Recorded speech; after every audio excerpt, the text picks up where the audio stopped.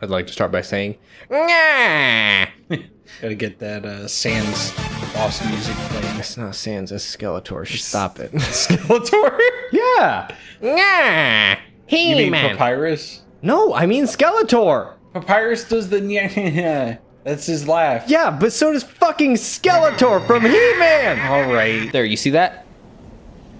That hole down there? Nope, no. Look at that. The right door. there. Yes, the door. That is where we're going. I went and did a bunch of Chalice dungeon stuff, and forgot that there's a lot of cool...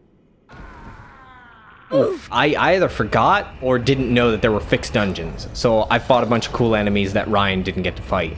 And we got this armor. I fought this guy, and he did fire stuff, and he actually took quite a bit of effort. But yeah, we farmed up stuff, so we're good on vials and blood bullets. Yeah, this is my only day off, so I'm drinking today. It'll be fine. Right now, we're going to a place that will have world implications on the setting, so Ryan can see it and be like, oh, so that's why. That's not what you'll say. You'll be like, but why? Ooh, that was good. See what's here, man. It's cool. It's also very important. There's a key item here. And there's a story item here. Oh, fuck.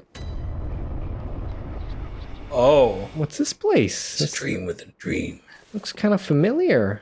Haven't I been here before? Alright, well, now there's another thing in Dark Souls 3 that I thought was cool that they've already done before. Oh, the doll. Yes. And that. Oh, yeah. And this grave. You get the old hunter bone. What does that do? Equip it and find out. This is where players can kind of realize, oh, it's not a real place, but it was. It's a dream. It's a dream that was I thought, whoa, what the fuck, 4? I read in patch notes that either the cost for using it went up or down. I swear it got reduced to 2 Quicksilver bullet use, but 4? Really? That's that invisible quick step, which apparently increases the amount of frames you get. Or no, it makes it so that you're quicker. Wow. Yeah, it does. It lasts for about 15 seconds. Gotta go fast. Gotta go fast. This is the place that kind of confirms that other place is just a creation. It's a manufactured location where hunters who can't die for who the fuck cares. A great relic, also known as the cord of Yeah, the we're not eye. gonna do that. They lose their child and then yearns for a surrogate. Da. Beckons. What the fuck? The third. What? Precipitated the. Okay, let's. The third umbilical cord precipitated the encounter with the pale moon. Why, how? Which beckoned the hunters and conceived the hunter's dream. Why and how? Use it to gain insight and eyes inside. Oh my. Yep. You need 3 of these. Wow, 20 insight. Yeah. You can also buy a bloodstone for like 40 or 50. It's fucking absurd. That was patched in. But also the hunter's bone was patched. Hold on a second. Yeah, it requires 4 Quicksilver bullets in order to use. Was lowered by 1 in patch V103, and then 1 more in another patch. I'm online. Where's my patch? All right, so where's the next Top tombstone. umbilical hot dog?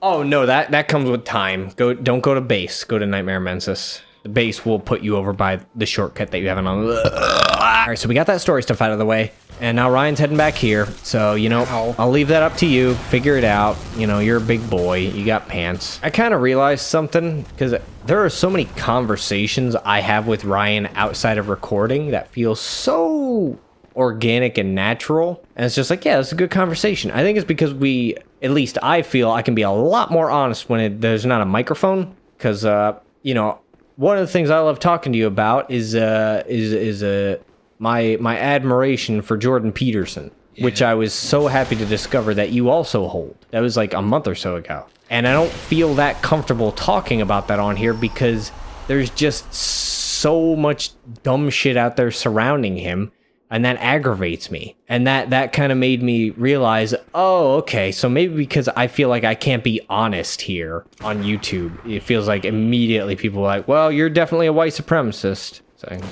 So dislike. That shit sucks. Yeah, I don't like that everybody's so hotly divided on things like that. Yeah, he's a psychiatrist with good advice. There's a few too many people, I think, that have put a lot of importance on winning discussions rather than having them to determine what's true, you know? Or what's, useful. For useful is a big thing for me. If something isn't useful, what's it doing? I'm serious, If I can't utilize Hate that word. something, then I'm kind of not interested. I'm not going to spend money or time on it. I guess that can lead into why I play video games. Stress relief, fun. You gotta have that in your life. There's a bit of commentary that I feel like I can't touch on. A lot of political stuff that just aggravates me and also makes me laugh. But I feel like I can't talk about it here because people will immediately... There will be people who will be like, wow, so you hate everything that lives. That's not what I said. Well, the political has also really gotten involved in a lot of the things that, America looks at throughout the day. I mean, it's in our comedy, it's in our news and our TV and everything. That's been like the past 5 years. I think it started back on 9/11. That's when it started kind of creeping upwards when it became too soon, And it sucks that this is going to be a pointless statement. It really sucks that people's feelings can be hurt. That's a pointless statement. I know it is. It sucks. I hate that people can make a candid remark with no malicious intent and that will wound somebody. I hate that can happen. And then the other side of me says grow thicker skin. Words don't actually hurt you, but there are people who have anxiety and depression and words really fuck them up. Even in that regard, I feel like politically, and in that regard, I feel like I'm very moderate. I just don't want to piss anybody off and make people happy. That's my goal in life. Just make people happy and try not to piss anybody off along the way. There's a lot of people who are just itching to be divisive. Holy shit. Dude, that bone is fucking good, man. The bone did nothing. You just annihilated him. Yeah, but it let me whoosh, whoosh, whoosh, and I was behind him. I did the Dragon Ball Z thing where somebody tries to hit him and just and all of a sudden I'm behind him. I think you found the item that makes you good at this game. Anyways, back on not funny topics. I don't remember the last thing I said. I just feel like there's an amount of honest I can't be on the channel because people are offended, people have feelings that can be hurt, and they really don't like that. And that's right, crying baby. Yeah, you're gonna hear the crying baby a lot here. You're getting close. Nice. So I'm trying to figure out if one of the benefits of being very honest with entertainment is that you will have people who hate you for. Or dislike you, not just hate, maybe they just don't like you or are disappointed. You'll also have people who appreciate you more for speaking honestly, because somebody who just kind of puts up a facade to please everybody, which is kind of what I've tried to do. Not necessarily, fuck, that's not a good way to put it. I've tried to suppress the things that I think people wouldn't like about certain opinions I have, and express the things that are kind of neutral and, stupid and who cares, funny, not funny, obnoxious, but that's very wishy-washy and non-committal. So when I see very honest people on the internet, I appreciate them a lot, even if I disagree with them. Just people who are very honest and authentic and not fucking lying, just straight up denying truths. I appreciate those people, even if I disagree with them. I appreciate that, but a lot of people can't make that distinction. What are these boys? Walking boys. I think I'm done on serious topics for today. I just kind of wanted to talk about that because I talked with Ryan for an hour just standing around just talking with him about the human condition, I guess I'll sum it up as. And it's man, I wish we could talk like this while we're recording. Touch it. The green. The green. You set me up, Chris. Is that the Green Goblin? Yeah, it's me, Peter. I'm gonna touch you funny. Oh, don't do that, Green Goblin. I don't like being touched. Come on, Peter. Yeah, this is the shortcut. What are your thoughts on that? Because there is a particular Let's Play channel I watch, and one of the people on just kind of states platitudes about a certain viewpoint and just says them. It's just like, yes, this is correct, so I will say them. I'll recite them. It's like, I think if you have a viewpoint on something and you feel strongly enough to talk about it, then it's good to be honest, even if it does mean certain people aren't gonna like you, or honestly, my whole opinion on it has always been, there are people out there that just aren't gonna like you. yes. When they find out who you really are, they're gonna decide they don't want anything to do with you, and then they're gonna leave. I would rather just be honest about everything that I feel and just get that out of the way. I don't really care if there's people out there that hate my guts and want to destroy me, and because that's just part of the human condition. There's people who are just going to be your absolute enemy. There's tons of people that live their whole life in just hatred for something. They blame somebody for the reason why things are as bad as they are. It's probably going to be you for a couple of people. So, if that's how it has to be, then so be it. But yeah. I don't want to let all the meaningful conversation in my life be taken away from me because somebody doesn't have thick enough skin to just get over it, And if they're not going to, I'm going to ignore them, and that just makes it all the better, in my opinion. Yeah. I don't want to.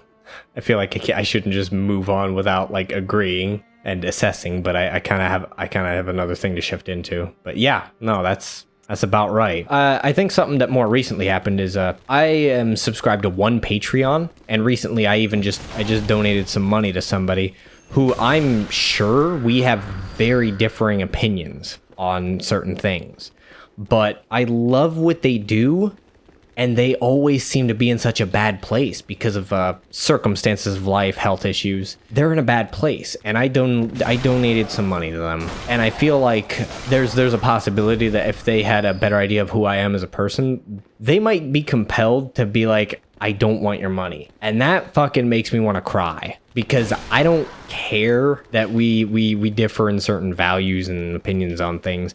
I want you to be happy and well in life. Because I want you to be doing well, because you're incredible at what you do. You are incredible.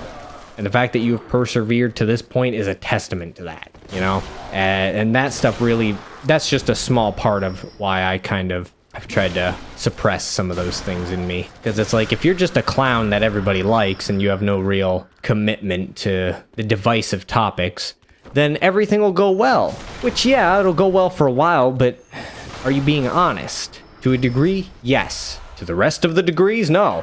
Well, the other thing, too, is I don't know, and I guess it depends on what you think go well is, Yeah. If you're okay with sort of a shallowness of understanding between you and the person you're speaking with, sure, that's fine. I think that's kind of something you have to accept, because obviously you're never going to know, you will never know everything about a person. That's impossible. That is fucking possible. I can't know everything about you. I can know everything about your life history, but everything that goes on in your head, there's no way I could know that. And you can try and communicate it, but yeah, that'll just be your interpretation of it, which you might still be developing. And on speaking honestly about things, I do my best. I try not to make claims that I have nothing to back them up with. We talked about this last night, but I didn't get to sort of flesh it out. If it is something that I don't see as being critical or very important, like a video game, I can say something's bullshit, something's overpowered, something's stupid. I'm probably wrong, but I'm all right if I'm wrong with that. But one of the best examples I came up with is if you make a sweeping statement about, oh boy, here it comes, a race of people. Yep. You will most of the time be wrong if you make a declaration of truth. Because that's the mama. That's the mama of the boys. Oh, she's big, mama. She's thick. She's thick, boy. If you make any kind of sweeping declaration of truth about an entire race of people, you will more than likely be wrong. You could make a pointless statement like, all Asian people breathe. Yes! Yes! Bravo, sir. So that's why I'm phrasing this as such. Majority of the time you will be wrong. So because the moment there's one person that disagrees, you're wrong. So being very specific about what you say is important. And I try. This is for some reason this makes me laugh. I try to be as... Oh no, I forgot it. Do you know where you're going? If a little distraction would help at all, I just want to point out, Yeah. I am fascinated with this detail that they have here. We are in a library, and these spiders' bodies are eyeballs, Yeah.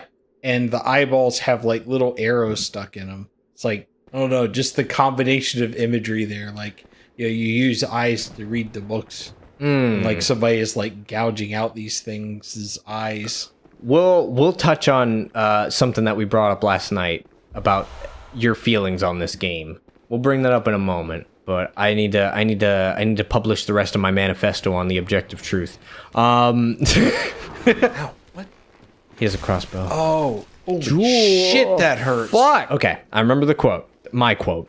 I try not to make any claims that I can't prove are true. And that claim in itself is proof of that, along with the claim that followed it.